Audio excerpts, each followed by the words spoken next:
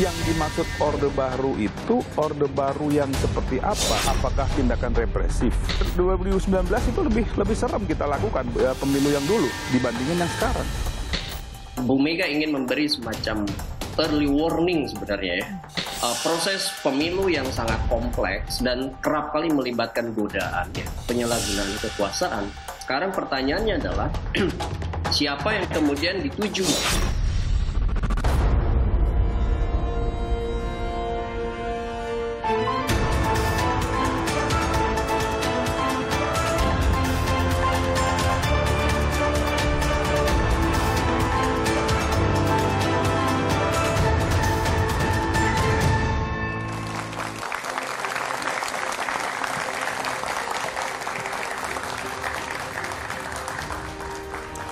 Selamat malam saudara, Ketua Umum PDI Perjuangan Megawati Soekarno Putri mengaku jengkel dengan penguasa saat ini. Presiden kelima RI ini menyatakan mereka yang baru berkuasa bertindak seperti zaman Orba.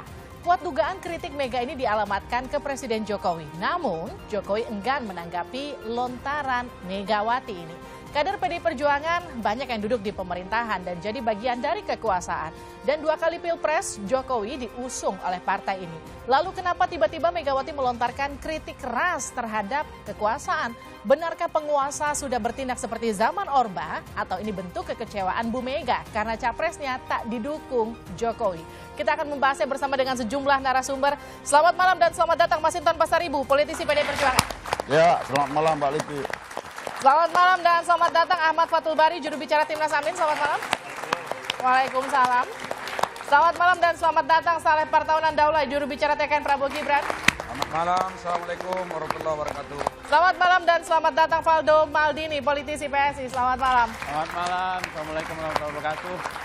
Dan studio 2 arah semakin meriah dengan teman-teman mahasiswa dari UIN Jakarta, Politeknik Negeri Jakarta, Universitas Negeri Jakarta, Universitas Budi Luhur, Universitas Indonesia, dan Politeknik APP Jakarta.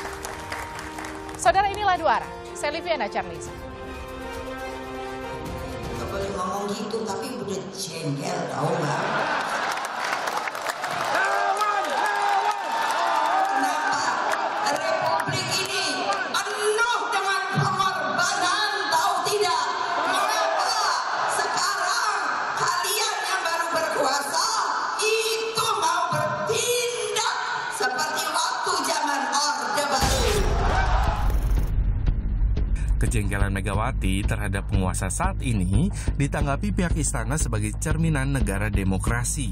Sementara pengamat justru menilai pernyataan soal Orde Baru ini menunjukkan puncak kegusaran setelah PDI Perjuangan dan Jokowi pisah haluan. Sekarang Ibu Mega sebagai bagian dari kekuasaan itu sudah mulai merasakan bagaimana praktik yang dirasakan oleh oposisi sebetulnya selama ini begitu. Kalau sebelumnya adalah menjadi bagian dari kekuasaan, saat ini saya kira sudah terlepas dari kekuasaan sehingga mulai merasakan dan mulai sensitif dan juga mulai mengalami insekuritas dengan situasi politik yang terjadi begitu saat ini. Saya mengomentari itu domainnya Ibu Mega ya, partai politik. Semua orang bisa berpendapat ya, membuat penilaian. Saya kira itu cermin bagi negara demokrasi. Pro kontra muncul usai Megawati mengungkit soal Orde Baru, terutama antara pendukung Prabowo Gibran dan PDI Perjuangan. Jadi kami melihat tidak ada tanda-tanda nyata bahwa kekuasaan hari ini yang dipimpin oleh Pak Jokowi ini mengarah kepada praktek Orde Baru karena syarat-syarat itu tidak ada. Salah satu syarat lagi Orde Baru bisa melakukan itu adalah kalau di dalam partai politiknya itu adalah partainya sangat terbatas cuma 3. Sekarang partainya 18. Salah satu ciri-ciri Orde Baru adalah ada pembungkaman kepada orang-orang yang berbicara, yang kritis terhadap pemerintah itu dibungkam. Kalau ada Orde Baru, ada kritik seperti dilakukan Ibu Mega udah ditangkap dulu. Apakah Orde Baru orang nggak bisa ngomong kritik sama sekali? Bisa. Tapi kemudian lahir petisi 50 misalnya ya. Lihat bagaimana orang mati secara perdata diperlakukan oleh Pak Harto gitu. Apakah ada pemilu ketika zaman Orde Baru? Ada. Hasilnya sudah diketahui sebelum pemilu. Ya, secara demokrasi prosedural semua jalan, demokrasi substansialnya nggak jelas gitu. Nah itulah yang kemudian menjadi kegelisahan Ibu Mega, terlebih ketika tadi saya sebutkan Instrumen-instrumen kekuasaan bekerja untuk memenangkan atau merugikan salah satu paslon. Kenapa Megawati melontarkan kritik yang diduga dialamatkan ke Presiden Jokowi ini? Benar nggak sih memang ada upaya mengembalikan Indonesia kembali ke zaman Orba, atau hanya karena soal beda dukungan politik semata?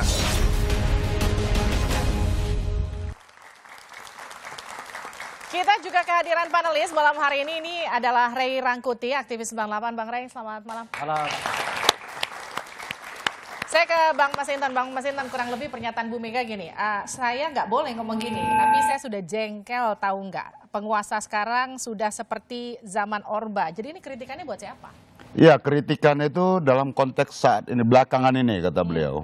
Nah tentu belakangan ini adalah kita harus lihat dengan putusan Mahkamah Konstitusi ya. Itu di mana dalam putusan Majelis Kehormatan MK itu ada pelanggaran etika berat di sana. Oke. Di sana jelas ada hasil dari putusan itu, jelas nepotisme di sana. Nah, pertama kalau kita mengenali Orde Baru itu ya, yang kita kenal dengan Orde Baru itu adalah kolusi, korupsi, nepotisme. Maka kami mahasiswa dulu sama Bung Rai, kami menggaungkan, mahasiswa Indonesia dulu menggaungkan semangat demokrasi melalui gerakan reformasi itu. Menentang yang namanya kolusi, korupsi, dan nepotisme. Nah, jadi yang pertama kita kenali watak dan karakteristik Orde Baru, kekuasaan Orde Baru itu adalah anti demokrasi, kolusi, korupsi, dan nepotisme. Dan sekarang ya dengan putusan MK itu sebagai sebuah puncak gunung es itu. Saya 2 tahun lalu itu sudah berteriak menolak yang namanya 3 periode. Menolak penundaan pemilu. Yang itu 3 periode disampaikan partainya siapa? Bung Paldo. Kemudian penundaan pemilu partainya Pak Saleh ya. Jadi dengan putusan MK itu mengkonfirmasi ada perilaku KKN di sana. Baik, saya potong sebentar. Ini kritik untuk penguasa artinya, tapi bukankah PDIP itu adalah bagian dari penguasa? PDIP itu kan partai utama pengusung. Oh iya, artinya terhadap yang baru-baru ini. Karena itu disampaikan oleh Bu Mega. Jadi bukan kritik untuk diri sendiri ya? Gitu loh, artinya ya bahwa perilaku kekuasaan yang koruptif, kolutif, dan nepotis, ya itulah yang diingatkan oleh Bu Mega kepada kita semua. Bang Saleh, jadi penguasa sekarang penguasa ala Orde Baru, betulkah begitu?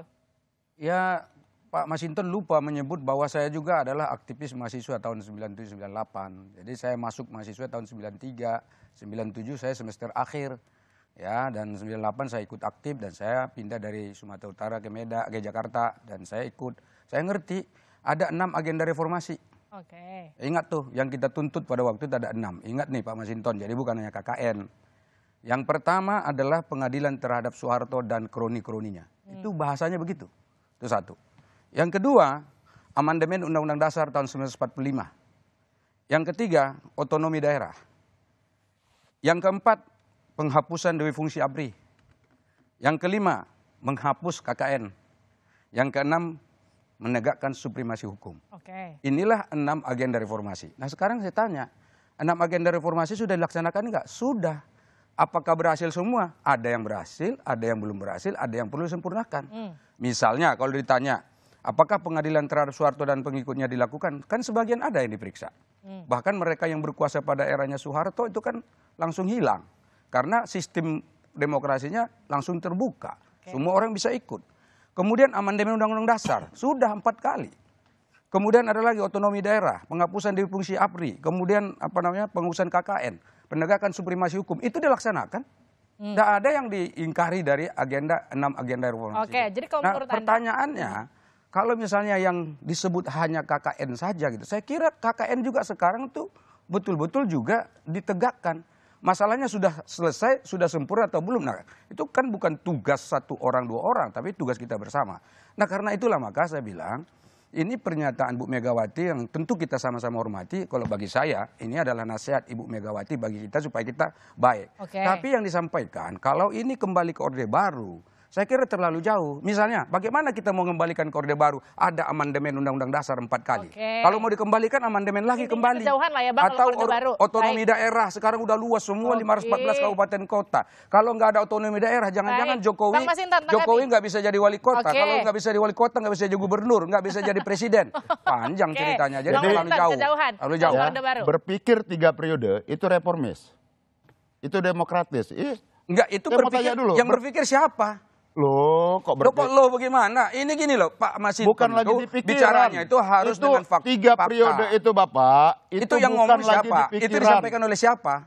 Itu bukan lagi di pikiran, itu bukan sudah itu dikerjakan. Yang menyampaikan siapa? Yang ngomong siapa 3 periode? Yang menyampaikan ya, tanya aja sebelahmu. Enggak. Tanya aja sebelah. Nanti saya jelasin. Jejak digital itu, Bos, ya.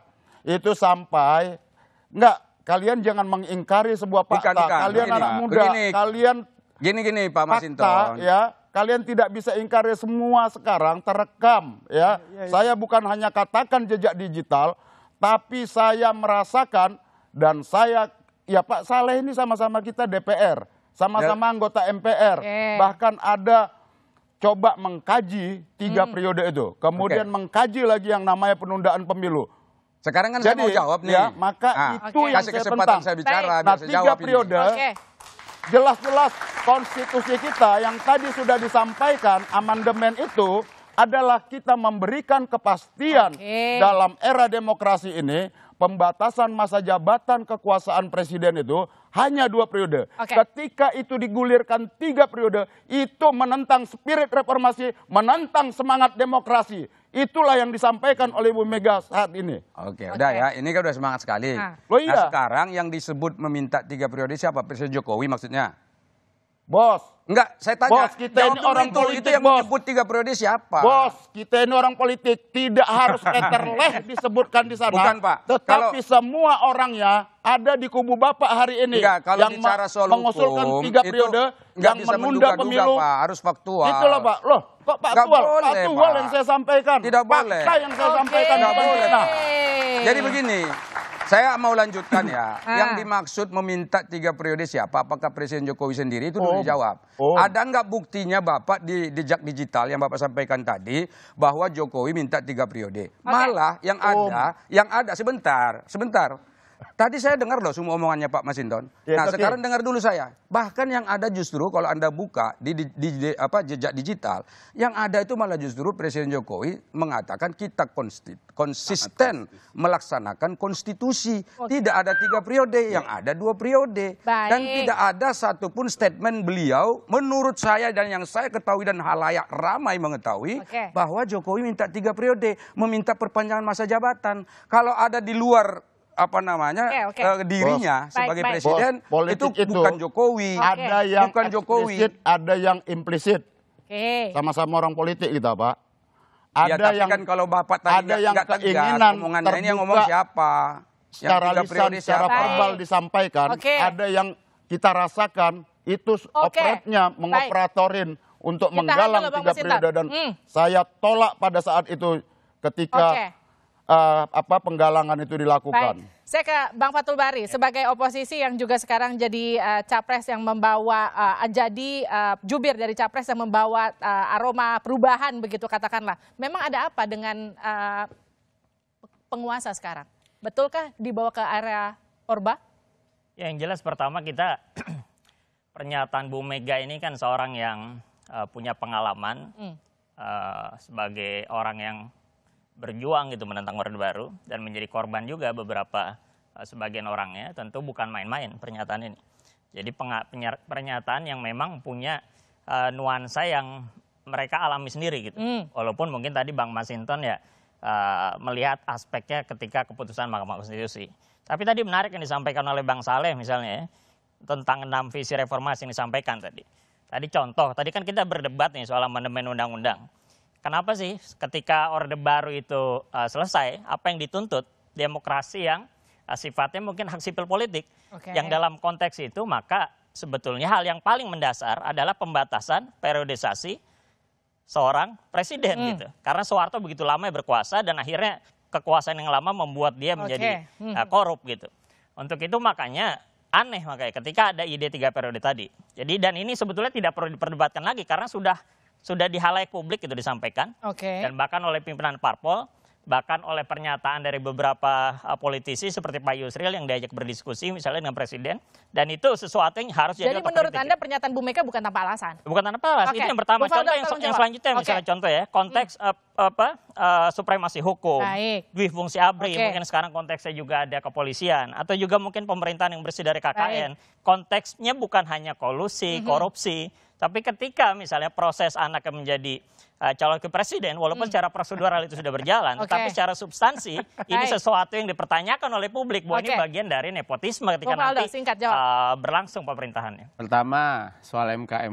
MK itu kan tempat menguji peraturan dan itu sudah jalan prosesnya, ada tindakannya, Mahkamah Kehormatannya. Prosesnya yang kedua, pun bermasalah pertama. Soal 3 periode, tegas Bapak Presiden bilang menghormati konstitusi, halusinasi yang bilang itu karena itu tidak terjadi hari ini. Ya halusinasi itu kan ketika tidak terjadi, cuma sebelum prosesnya itu kan ada intensi gitu. Kalau ada kejadian kenapa kita ngomong itu bisa jadi fitnah itu kalau kayak gitu kita ngelihatnya dan itu tidak terjadi. Soalnya kecuali Pak Presiden Jokowi sekarang ada perubahan amandemen konstitusi. Itu bukan fitnah. Berarti itu tuduhan. Jadi kalau saya mau nuduh-nuduh ya silakan aja, tapi faktanya hari ini tidak ada 3 periode Bapak Presiden Jokowi. Ya faktanya hari ini tidak ada karena tidak berhasil prosesnya gitu. Tapi intensi untuk itu kelihatan jelas gitu. Aneh juga kalau misalnya pimpinan partai politik menyampaikan statement politik lalu dianggap itu pernyataan presiden.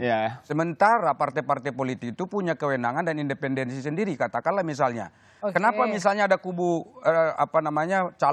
pasangan calon 1, 2, dan 3? Karena memang ada independensi masing-masing partai politik untuk menjatuhkan pilihan kemana. Termasuk juga ini. Jadi jangan semua apa-apa langsung ke Jokowi. Dan dugaan di politik seperti tadi yang Bang Ahmad Fathul Bari lakukan itu juga sama dengan tuduhan sih. Ya, dan tuduhan yang tidak bertanggung jawab. Ini mulai rasa Orba lagi nih. Ketika itu disampaikan terkesan menjadi tuduhan, lalu kemudian dipermasalahkan secara demokrasi. Kecuali itu kejadian dugaannya jadi tuduhan. Jadi begini, sebentar. Ini kan begini, sebentar. Ini begini loh, ini kan sudah ada 3 pasangan calon. 3 pasangan calon yang akan pemilu tanggal 14 dan Pak Jokowi tidak ada di situ. Dan Pak Jokowi tidak masuk dalam calon dari salah satu 3 pasangan itu. Mengapa kok masih disebut? Kan beda. Pak Jokowi Faktanya itu loh.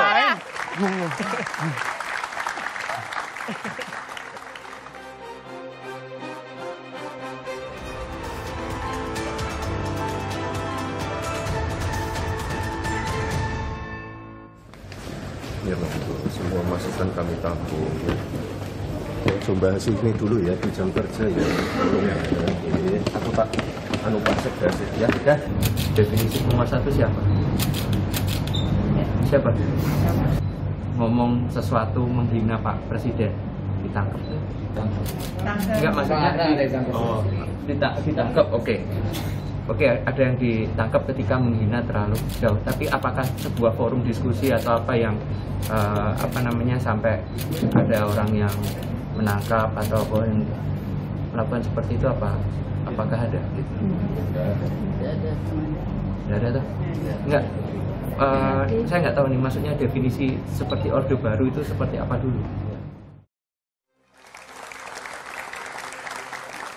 Anda kembali bersama kami di Dua Arah, saya langsung ke Bung Rey. Jadi siapa yang dimaksud Bu Mega? Penguasa yang aromanya seperti Orde Baru? Saya kira sebelum kita menilai apakah ada Orde Baru atau tidak, mungkin lebih bagus kalau kita tonjolkan dulu apa sih karakter dan watak Orde Baru itu yang menonjol gitu. Sehingga dengan begitu kita bisa akan lihat apakah situasi sekarang memang mengarah ke sana atau tidak gitu. Ada 5 dalam catatan saya watak dari Orde Baru itu yang menonjol. Pertama adalah tujuan jauh lebih penting dari aturan. Jadi demi tujuan aturan bisa diubah. Itu watak yang pertama tuh.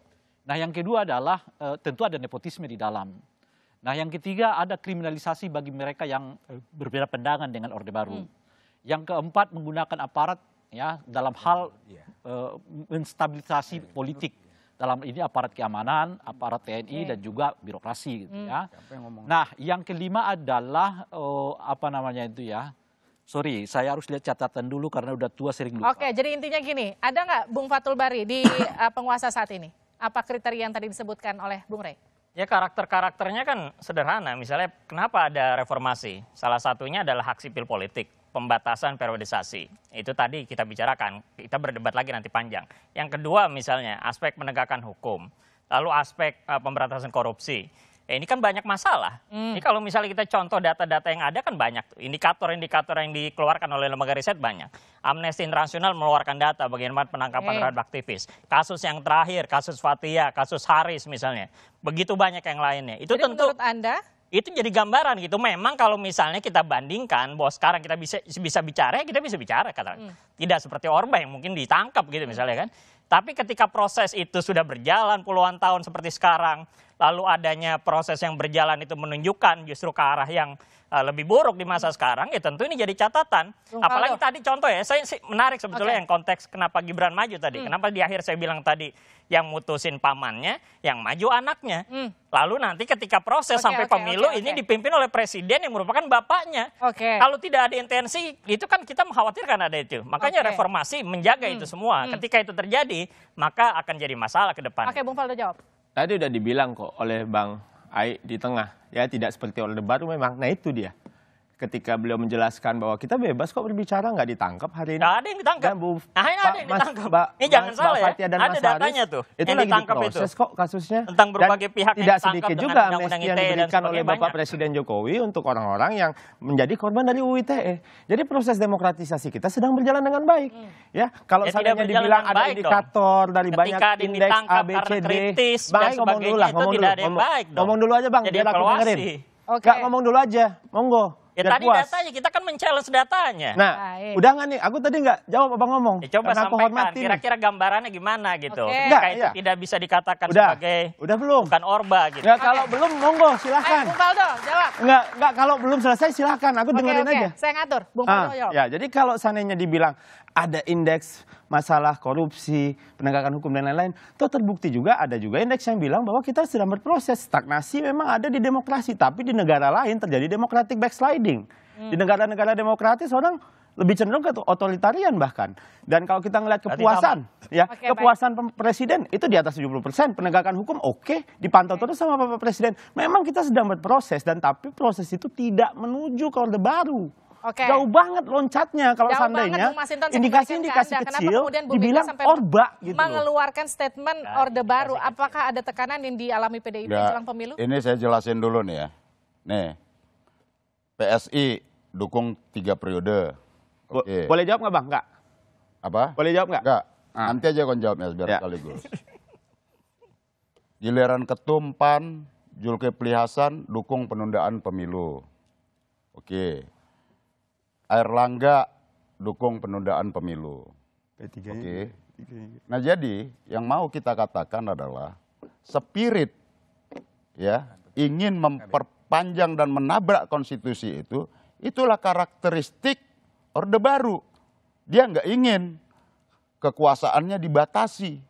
Dia ingin berkuasa lama dengan berbagai cara. Maka ditempuhlah cara MK itu. Gitu loh. Nah jadi kalau dikatakan apa itu Orde Baru, lihat aja MK. Mau berkuasa selama-lamanya, itulah salah satu ciri dari Orde Baru. Karena apa? Semangat reformasi itu adalah, kenapa tadi yang dibacakan oleh Pak Saleh tentang amandemen Undang-Undang Dasar. Kenapa Undang-Undang Dasar diamandemen setelah kita melakukan reformasi, agar seluruh tatanan instrumen negara, proses pelembagaan demokratisasi kita menuju negara yang demokratis melalui sistem kenegaraan, pelembagaan demokrasi tadi itu benar-benar kita jalankan secara konsisten. Begitu, itulah memaknai Orde Baru itu, Pak. Biasanya kalau itu ditabrak, biasanya Pak Masinton minta waktu lebih banyak. Orde Baru. Silakan. Minta lebih banyak waktunya. Nah, giliran saya dulu, Pak Masinton. Nah, begini. Jadi tadi kan disebut bahwa kita tidak mungkin kembali sebetulnya ke Orde Baru. Saya mengatakan itu, nggak mungkin. Karena semua yang struktur yang ada sekarang ini kalau saya hitung tuh, akibat amandemen Undang-Undang Dasar 1945 itu melahirkan banyak undang-undang yang lahir sebagai konsekuensi daripada amandemen. Setelah itu undang-undang lahir, ada lagi peraturan pemerintah di bawahnya. Luar biasa banyaknya. Jadi itu kalau misalnya dikembalikan lagi dalam waktu katanya belakangan ini tadi ya, itu nggak akan mungkin terjadi, Pak. Untuk kembali ke Orde Baru itu sesuatu yang sangat mustahil. Nah, itu satu. Berpikir Kan belum selesai. Oke, silakan. Ya kan. Kemudian kedua, tadi disebut ini partai-partai menyebut ada penundaan pemilu seperti misalnya ketua umum saya. Waktu itu Pak, itu sedang ada COVID. Jadi ada alasan di mana waktu itu kita ini kan belum tentu siap nih kita. Jadi ada alasan bagaimana kalau misalnya ada penundaan sehingga dengan demikian nanti kita semuanya siap. Karena ingat waktu itu ada yang kritik. Pada waktu pemilu yang lalu banyak penyelenggara pemilu yang meninggal. Itu kan argumen dari partai politik yang secara independen menyampaikan hal ini ke publik. Toh kalau misalnya ini tidak misalnya menjadi bagian yang disepakati sebagai negara demokrasi, kita ikuti. Nah, ini sebentar kan belum selesai. Itu alasan teknis, Pak. Demokrasi itu tidak bisa langsung dibawa pada alasan teknis ketika berpikir. Tapi tidak ada istilah 3 periode. Jangan salah tadi. Kalau kita kan kami menyebutnya nggak 3 periode. Tidak ada 3 periode. 3 periode dan penundaan pemilu serta menciptakan calon boneka itu yang saya sampaikan. Beda. Gitu loh. 3 periode penundaan pemilu menciptakan calon boneka. Nah, sebentar, saya belum selesai argumentasimu. Saya belum selesai loh. Saya mau langsung challenge. Argumentasimu tentang COVID dijadikan alasan, itu kan alasan teknis. Itu salah satu argumen. Filipina dan berbagai negara lainnya itu ada beberapa argumen lain termasuk ketika ketahanan ekonomi, ketahanan sosial politik kita, ketahanan hubungan di antar masyarakat kita. Ini beberapa argumen-argumen yang saya kira masih sangat up to date pada waktu itu. Jangan lihat sekarang. Pada waktu itu disampaikan. Dan kemudian yang berikutnya begini loh. Ini Pak Masinton ini kan otoriter, Pak. Pak Masinton ini mengatakan bahwa sekarang ini adalah pemerintah yang otoriter, baru sampaikannya. Bukankah Jokowi ini sejak jadi wali kota, gubernur, kemudian jadi presiden adalah kader PDI Perjuangan. Di mana partai PDI Perjuangan itu adalah kawah candra di muka untuk menggodok, mengedukasi kader-kadernya jadi pemimpin. Nah sekarang kalau disebut dia akan kembali jadi otoriter, yang mengajarkan itu otoriter siapa? Gimana Bung Masinton? Di mana buktinya kalau ini kembali otoriter? Ini berbahaya. Bukan, Anda yang menyampaikan, bukan saya. Challenge. Ya, kalau ketika masa COVID tadi, berbagai negara menyelenggarakan pemilu secara demokratis, dia laksanakan tuh. Itu alasan teknis tadi ya. Kalau dijadikan alasan penundaan pemilu. Nah kemudian itulah sikap kami tegas, walaupun itu terhadap kader kami sendiri, ketika dia mencoba menabrak konstitusi, sikap partai kami jelas, tegas. Sikap Ibu Megawati jelas dan tegas menjaga mandat reformasi dan demokrasi, walaupun itu berasal dari kader sendiri, karena disitulah kita menjaga kewarasan. Saya tanya Pak Masinton, saya tanya dulu. Nih, kembali saya tanya. Sekarang Pak Jokowi ini masih kader PDI Perjuangan nggak? Jangan nanya ke saya, tanya ke beliau. Loh kok kan beliau kan ada pengurus partai. PDI Perjuangan tidak? Jawab dulu, sekarang masih kader PDI Perjuangan enggak? Pernahkah, sekarang gini, saya tanya lagi, pernah enggak Pak Jokowi mengatakan saya keluar dari PDI Perjuangan? Pernah enggak misalnya Pak Jokowi ini tidak patuh? Karena selama ini kalau kita lihat di potret politik nasional, kalau Pak Jokowi dipanggil Mega datang Pak. Artinya gini, datang mengikuti arahan. Nah kenapa pada situasi seperti ini malah menyalah-nyalahkan, malah bukan memanggil itu loh. Tepuk tangan. Bang Masinton, artinya gini, apakah kritikan dari Bu Mega terhadap Pak Jokowi ini karena sakit hati Pak Jokowi nggak mendukung kadernya sendiri di Pilpres nanti? Nanti dijawab saja di Duara. Di prank.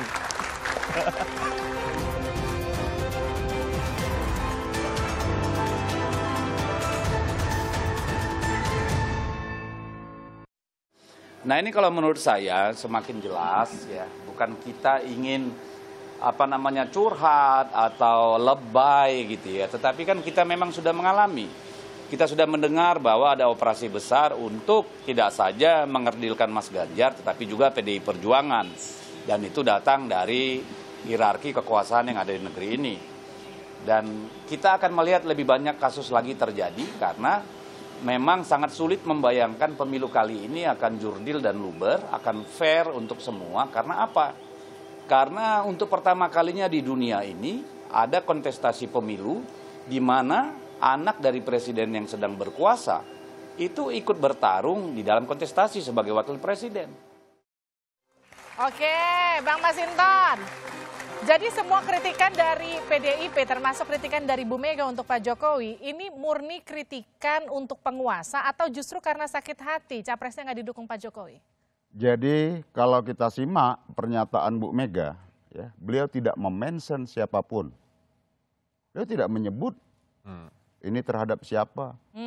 Ya, tapi beliau mengambil sikap ideologis, menyampaikan sebagai warning terhadap bangsa kita agar perilaku anti demokrasi itu tidak dilakukan. Baik. Gitu loh. Karena apapun bangsa ini harus move on. Oke, saya ke Bung Faldo. Jadi kalau tadi sempat Bung Deddy katakan di cuplikan sebelumnya pemilu dirasa akan sulit untuk luber dan juga jurdil begitu karena ada anak presiden yang ikut serta di Pilpres. Gimana respon Anda? Ya, agak terlalu khawatir ya menurut kami Bang Deddy. Karena gimana caranya kita memastikan bahwa Pak Prabowo Gibran pasti menang gitu. Walaupun ada anak presiden di situ. Wong pertarungannya aja baru mulai, kampanye baru hari ketiga kok sekarang. Dalam artian kita kan bisa sama-sama mengecek bagaimana proses pemilu yang terjadi. Kita juga bisa mengecek lewat KPU, Bawaslu, Gakumdu semuanya. Bahwa semuanya masih berjalan, ya survei semuanya yakin satu putaran, bahkan di pidato Bu Mega pun Ganjar Mahfud satu putaran kata dia kan. Ya di kubu Anies Imin satu putaran. Prabowo Gibran ya kita jalani pemilu yang baik gitu. Jadi menurut saya apa yang disampaikan oleh Pak Deddy itu adalah ya mungkin kekhawatiran atas hasil surveinya mungkin hari ini tidak naik gitu loh. Dan kita lihat hari ini bahwa memang dalam tekanan elektoral ini, kalau misalnya belakangan ini kan ada tekanan elektoral nih. Nah jangan sampai apa pesan Bu Mega yang bagus tadi, jadi kita recehkan sama tekanan elektoral. Bukan, kalau seandainya Pak Masinton bilang tadi misalnya karena untuk mengingatkan, kita setuju. Masa tidak ada yang mau ke Orba. Bang Masinton karena tekanan elektoral? Enggak, itu jauh dari itulah. Artinya begini Paldo, bahwa apa yang kau sampaikan tadi itu seakan-akan belum terjadi. Itu sama seperti, saya kasih contoh aja ya, penggunaan atribut partaimu di berbagai lokasi, di wilayah Republik ini, bahkan di Jakarta ini juga sangat penuh, di mana kalau dicek di lokasi itu, siapa yang masang, nggak ada yang tahu Pak. Vendor Bang, vendor yang Terus masang. kemudian kalau kita audit, kita audit, saya ini 2 periode ngikutin pemilu ya. Dan kita dengan keterbatasan biaya apa segala macam, bandingkan sama PSI. Ya, siapa yang mencetak itu? Kalau itu diaudit, enggak, saya mau menyatakan apa yang kau sampaikan tadi seakan-akan kayak ini biasa-biasa saja. Ada tangan yang tidak terlihat untuk mengerjakan praktek-praktek atribut Abang banyak banget gitu juga loh Bang di Jakarta ini. Itu ya kan? Itu pakai duit saya. Iya juga. Ya gitu loh. Dan pakai simpul-simpul relawan kader-kader PDI Perjuangan. 11 atribut paling banyak. Itu menggunakan partisipasi kader-kader PDI Perjuangan. Nah, yang ditanyakan publik itu dan sekarang ramai, atribut partai Anda ada di mana-mana dan kadernya tidak ada, biaya sangat besar itu kalau diaudit ya. Siap, gitu loh. Siap diaudit. Nah artinya saya mau katakan yang kau katakan tadi kesannya ini kayak nggak ada. Memang nggak terjadi apa-apa. Ada tangan yang tidak terlihat, ada tangan yang tidak terlihat melakukan kerja-kerja politik. Jangan tebarkan ketakutan, Bang. Ini bukan, kita nggak suka juga demokrasi kita begini. Saya ini pantang menebarkan hoax. Yang saya sampaikan apa yang saya rasakan, beberapa kali, apa fakta yang ada. Tadi yang Abang lempar itu kecurangan itu, Paldo. Kecurangan itu. Bang Fathul Bari. Kapan namanya Pak Eko, Pak Abdul yang masang, Bang. Gitu loh. Kenal jadi saya kalau semua. menurut Anda, apakah kemudian kekhawatiran dari Bung Deddy bahwa pemilu akan berlangsung jurdil itu jadi kekhawatiran dari kubu Imin? Amin. Jelas ya, kita harus khawatir. Jangan sampai kita nggak pernah memberikan kekhawatiran tentang hal itu. Tadi sebetulnya ada yang menarik ya, ketika disampaikan tentang bagaimana setelah reformasi kita menata infrastruktur demokrasi dan ketatanegaraan kita. Salah satunya adalah pembagian cabang kekuasaan. Kalau sekarang kita lihat misalnya, banyak sekali parameter yang sebetulnya bisa kita kaji. Baik itu ketika COVID, terutama ketika Perpu nomor 1 tahun 2020 dikeluarkan, beberapa cabang kekuasaan coba dikuasai, lalu pembuatan peraturan perundang-undangan juga begitu cepatnya tanpa partisipasi publik yang baik. Ini beberapa indikator yang penting juga menurut saya untuk ditekankan. Kalau tadi terkait dengan pemilu ya, kalau saya sih simpel aja. Salah satu yang dulu di masa Orde Baru dikhawatirkan tentang nepotisme. Dan sekarang ini walaupun secara demokrasi prosedural ini berjalan, tentang anak presiden yang maju sebagai cawapres diputuskan oleh pamannya misalnya, ada khawatiran intensi yang ada. Oleh karena itu sebetulnya simpel aja, kalau Presiden Jokowi seorang reformis sejati, negarawan, kalau mau sederhana ketika nanti proses pemilu kok sebentar nih sampai Februari, nonaktif saja sebagai presiden kalau mau misalnya gitu ya, tentang nanti formulasinya apa gitu. Atau misalnya sekaligus mundur sebagai presiden kalau perlu gitu. Walaupun itu kejauhan, tapi konteksnya bagaimana kita mencoba menjaga. Ini kan kita tertawakan karena ini sudah terjadi. Dan keterjadian yang ada itu juga banyak masalah. Proses MK-MK itu juga diputuskan pelanggaran etik berat. Bung Rey, kenapa kemudian apa yang mereka sebut anak presiden yang kemudian ikutan nyapres itu jadi kekhawatiran sendiri untuk pemilu yang terlaksana luber dan juga jurdil? Ya tentu karena ada dugaan kemungkinan penggunaan fasilitas negara, pengerahan aparat, pengerahan birokrasi macam-macam dan seterusnya, yang tidak bisa disalahkan juga karena memang berbagai gejala itu kemungkinan muncul saat ini gitu. Misalnya kan kemarin ada pertemuan aparatus desa, misalnya begitu ya. Lalu kita tahu sekarang banyak sekali mantan-mantan jenderal macam-macam bergabung di banyak pihak dan sebagainya gitu. Nah artinya ada bayang-bayang yang tidak hanya muncul hari ini, tapi muncul mungkin dari jauh hari yang menjadi memori ya ketika dihadapkan pada situasi itu akan muncul dan mengatakan kita harus hati-hati nih. Dan tentu saja apalagi kemudian ketika Presiden mengatakan mengundang 3 pasangan calon presiden sarapan pagi, tapi 2 hari setelah itu beliau ketemu dengan pendukung salah satu calon presiden. Jadi seolah-olah kata-kata keropos. Jadi menurut Anda nuansa Orba itu betul ada? Kalau nuansa Orba itu dilihat dari 5 indikator yang saya sebutkan itu tadi. Bung Saleh jawab dong. Jadi begini sebetulnya tadi saya lihat terlalu banyak kekhawatiran yang disampaikan. Jadi apa yang disampaikan itu semua adalah asumsi yang saya kira belum bisa dipertanggungjawabkan secara baik. Contoh tadi kan disebut ini, disebut ini, disebut ini. Ini kan belum ada yang kejadian sama sekali. Apa misalnya yang asumsi? Iya tadi kan disebut bahwa akan ada penggunaan aparatur. Ya itu sudah ada beberapa indikasinya. Ya sekarang mau saya tanya, apakah misalnya pihak yang lain itu misalnya tidak ada? Bisa dipertanggungjawabkan loh. Ya sekarang saya juga bisa misalnya menunjuk beberapa kasus di mana pasangan lain juga menggunakan hal yang sama. Jadi ada lagi begini. Oh ini menggunakan aparatur. Ini saya mau buat logikanya yang sederhana saja. Siapa yang mau menggunakan aparatur? Sementara hampir semua pasangan calon presiden yang ada ini adalah anggota kabinet. Katakan misalnya Ganjar Pranowo dan juga pasangannya Pak Mahfud. Ini kan orang-orang kabinet. Berapa banyak misalnya kader PDI Perjuangan yang sekarang masih menjabat sebagai menterinya Pak Jokowi. Tapi pasangan kemudian Amin? Di tempatnya ya kan di PKB kan banyak sekali menteri mereka gitu loh.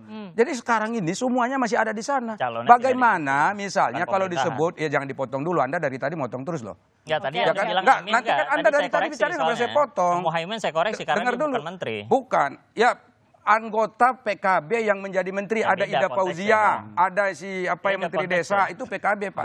Jadi Abdul Halim ya. Jadi semuanya orang PKB. Jadi artinya semua pasangan calon ini memiliki anggota kabinet. Nah, dari mana ceritanya Jokowi akan menggunakan kekuasaan dalam konteks misalnya koalisi seperti ini untuk memenangkan anaknya. Yang ketiga, ini katanya anak presiden. Mestinya jangan mencalonkan anak presiden dong. Sedangkan presiden saja yang aktif boleh mencalon.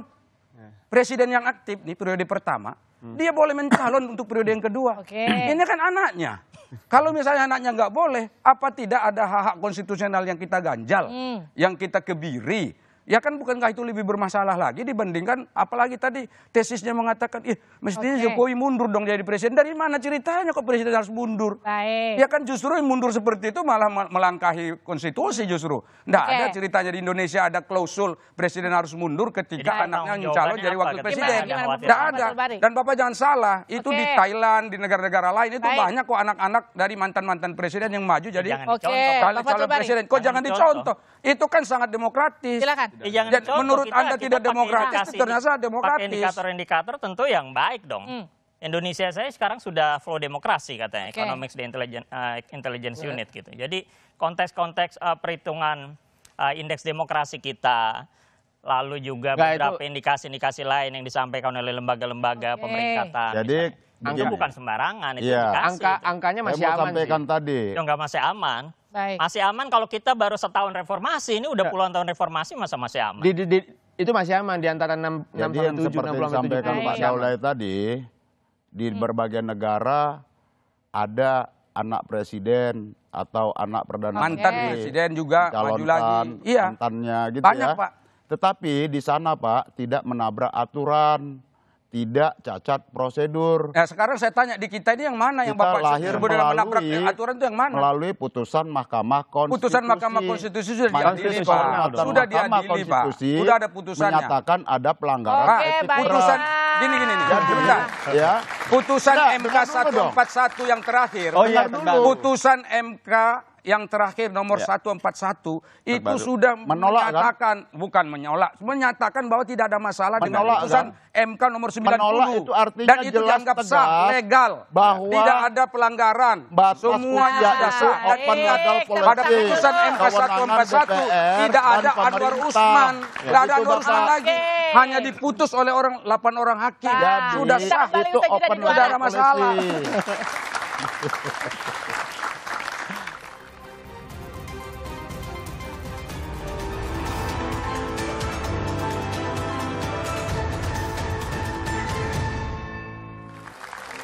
Anda kembali bersama kami di Dua Arah. Ini adalah pertanyaan terakhir untuk Bung Faldo. Jadi kenapa sampai akhir Pak Jokowi tidak merespon pernyataan Bu Mega?